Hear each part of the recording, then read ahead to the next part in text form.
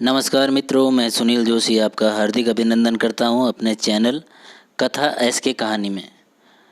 आज की कथा में भगवान कृष्ण की लीला का आनंद लेंगे हम लोग। भगवान श्री कृष्ण की कथाएं अनंत हैं और इस कारण उनके अनेक प्रकार के नटखट नाम भी हैं। इनकी लीलाएं अपरंपार हैं। हर रूप की लीला मन को मोह लेने वाली हैं। अपनी सखाओं के साथ भी इन्होंने कई लीलाएं की हैं। उसका एक छोटा सा अंश आपके सम्मुख कहता हूँ।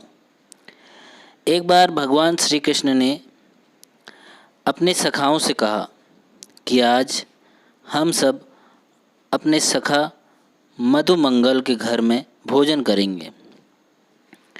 ऐसा सुनकर मधुमंगल चिंतित हो गया और अपने घर गया और अपनी माता पौर्णमासी से कन्हैया के भोजन की व्यवस्था करने के लिए कहने लगा।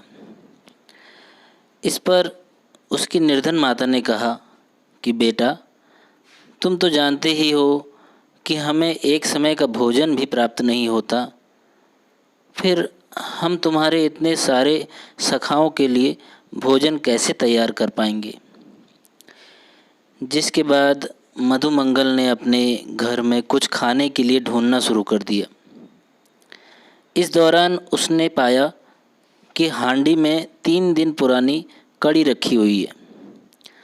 मधुमंगल सोचने लगा कि दूध, दही व माखन खाने वाला अपने प्यारे सखा को मैं ये भोजन कैसे खिलाऊंगा। इसलिए मधुमंगल उस कड़ी को झाड़ी में छुपकर अकेले ही पीने लग गया। परंतु उसी वक्त वहाँ पर कन्हैया जी आ गए और उन्होंने मधुमंगल से इसका कारण पूछा। इस पर मधुमंगल ने सारा वृतांत उन्हें बताया, जिसे सुनकर कन्हैया के प्रेमाश्रु बहने लग गए। चूँकि मधुमंगल को भरपेट भोजन नहीं मिलता था, इसलिए वह दुबला पतला और कमज़ोर था। एक दिन भगवान श्री कृष्ण मधुमंगल के अर्थात मनसुखा के कंधे पर हाथ रखकर उससे कहने लगे कि तुम मेरे मित्र हो या नहीं।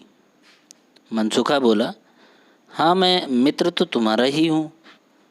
तब कन्हैया ने कहा कि ऐसा दुर्बल मित्र मुझे पसंद नहीं है, तुम मेरे जैसे तगड़े हो जाओ। ये सुनकर मनसुखा रोने लगा और बोला, कन्हैया, तुम राजा के पुत्र हो, तुम्हारी माता तुम्हें रोज़ दूध और मक्खन खिलाती है, इससे तुम तगड़े हो गए हो। मैं तो गरीब हूँ, मुझे कभी माखन नहीं मिलता, मेरी माँ मुझे छाछ ही देती है। ये सुनकर कन्हैया ने कहा कि मैं तुम्हें हर रोज़ माखन खिलाऊंगा। मनसुखा बोला, यदि तुम हर रोज़ मुझे माखन खिलाओगे तो तुम्हारी माँ क्रोधित हो जाएगी। तब कन्हैया कहते हैं कि अरे, अपने घर का माखन नहीं, पर बाहर से कमा कर मैं तुम्हें खिलाऊंगा। ऐसा कहा जाता है कि इसके बाद से श्री कृष्ण अपने मित्र के लिए माखन चोर बनकर माखन चुराने लग गए। इस प्रकार भगवान माखन चोर नाम से भी चर्चित हुए। बोलिए श्री कृष्ण भगवान की जय। राधे राधे।